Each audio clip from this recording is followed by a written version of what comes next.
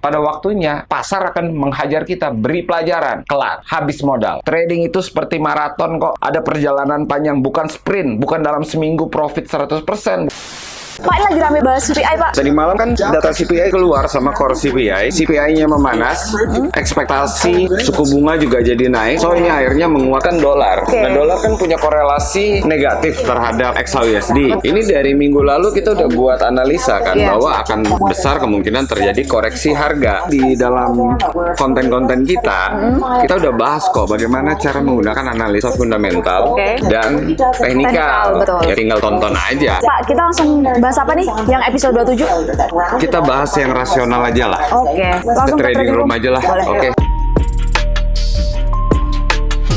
Tadi di depan teman-teman lihat gua habis ngobrol sama Salma. Salma bilang, "Ayo Pak, kita buat konten. Selamat datang ke YouTube channelnya The Reva Journal. Konten sharing, passion, edukasi, belajar tentang berproses menjadi seorang trader." Dan buat teman-teman yang masih baru nonton konten ini, kalian jangan lupa subscribe dong. Like, comment, and share. Semoga konten ini terus berkembang. Dan buat teman-teman yang udah nonton dan udah subscribe, saya terima kasih ucapkan. Hari ini ternyata 5 bulan kita buat konten, akhirnya tembus juga lebih dari 2000 subscriber.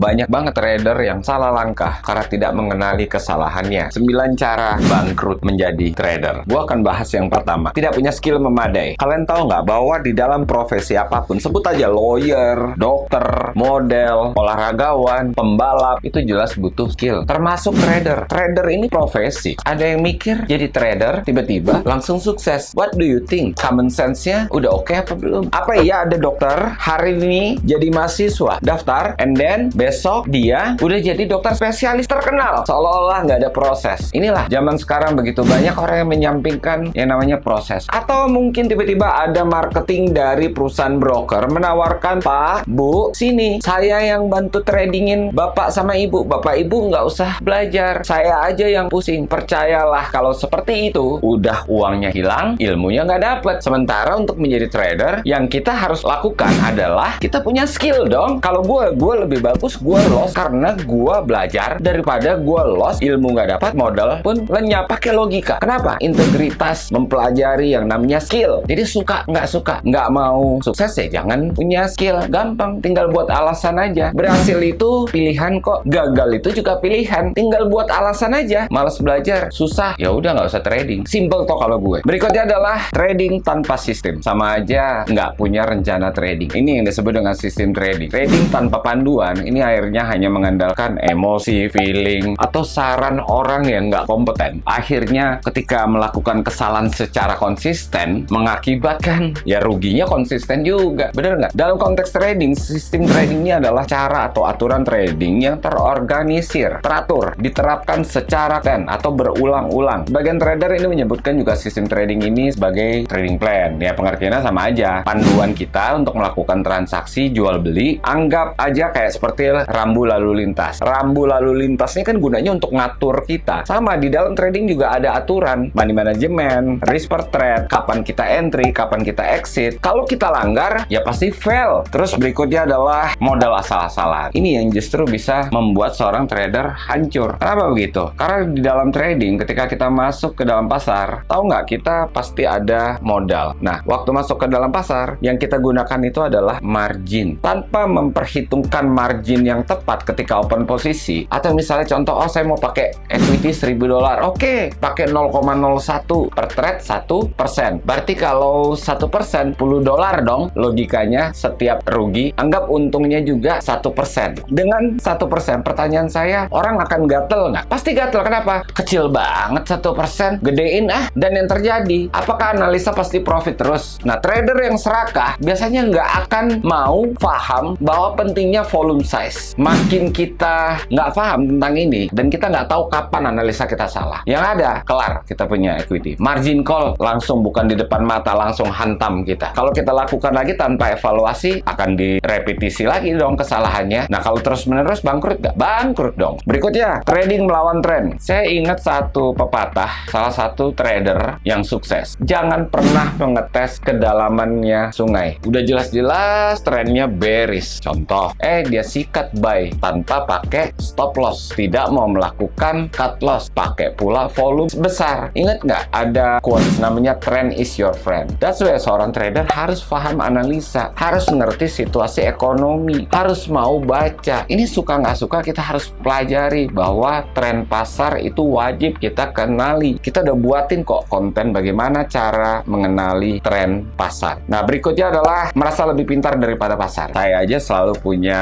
pendapat, jangan pernah berhenti belajar. Kenapa? Karena pasar tidak pernah berhenti mengajarkan. Kita menjadi trader, kita harus humble, harus merendahkan hati. Dengan merendahkan hati kita akan memahami pasar. Ibarat kehidupan, hidup itu nggak bisa ditebak. Sama, pasar juga nggak bisa ditebak probability-nya. Karena kalau merasa lebih pintar, pada waktunya pasar akan menghajar kita. Beri pelajaran, kelar, habis modal. Berikutnya adalah bersikeras pendapatnya benar. Kalau merasa pendapatnya benar terus, seolah-olah mendahulukan Tuhan. Sementara kita ini manusia biasa. Manusia biasa bisa melakukan kesalahan, bisa juga berpendapat salah. Termasuk saya. Kalau ngerasa pendapatnya benar terus, berarti nggak logis dong, nggak realistis dong. Pada saatnya rugi, biasanya trader yang seperti ini ngotot akan mempertahankan posisi yang salah. Kita tahu bahwa margin call salah satu penyebabnya adalah mempertahankan posisi yang salah. Efeknya apa? Ruginya makin besar hingga menghancurkan seluruh modalnya. Berikutnya adalah menambah posisi yang merugi. Udah tahu rugi, kenapa ditambah posisinya? Logika aja lah. Ini sering banget terjadi. Ini kebiasaan trader menambah posisi yang berpikir, wah, pasti untungnya jadi double. Hitung margin level. Realistis lah. Ingat, trading itu bukan soal profit doang, tapi bagaimana kita bertahan di dalam bisnis ini. Anda masih mau trading besok, Anda masih mau trading minggu depan, Anda masih mau trading bulan depan, Anda masih mau trading tahun depan. Bagaimana portofolio kita berkembang. Ingat, trading itu bukan cuma tentang cerita hari ini, tapi bagaimana perjalanan kita dari waktu ke waktu. Contoh, dalam waktu 6 bulan bertumbuh atau minus. Waktu bertumbuh kita evaluasi, waktu minus kita evaluasi. Apa yang kita evaluasi? Bisa aja metodenya kah yang salah, atau mungkin risk per trade-nya yang terlalu besar. Logika. Terus berikutnya, tidak mau cut loss dan selalu menyepelekan stop loss. Padahal di dalam MT4 ini udah ada fitur yang namanya stop loss. Saya belajar banget bahwa trader yang akan baik-baik saja itu adalah trader yang selalu paham bahwa setiap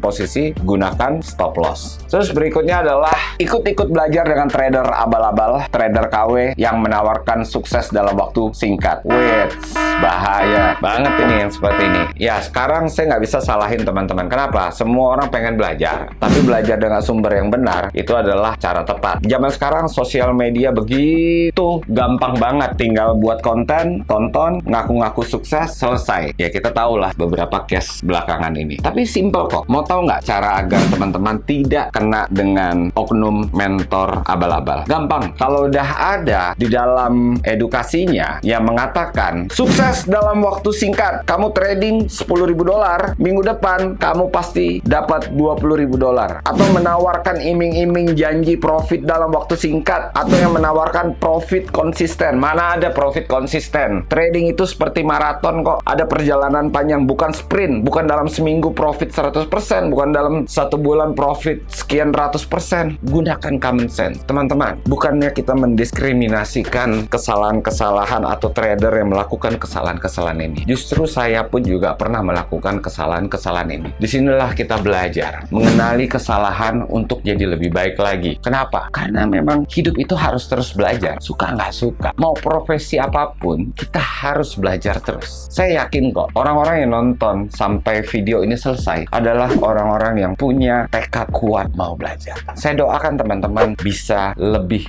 baik setelah nonton konten ini. Dan teman-teman, terima kasih sudah nonton sampai selesai. Semoga teman-teman bisa mengambil hal-hal positif dari konten ini, dan kita akan ketemu di next konten. May Allah bless you all.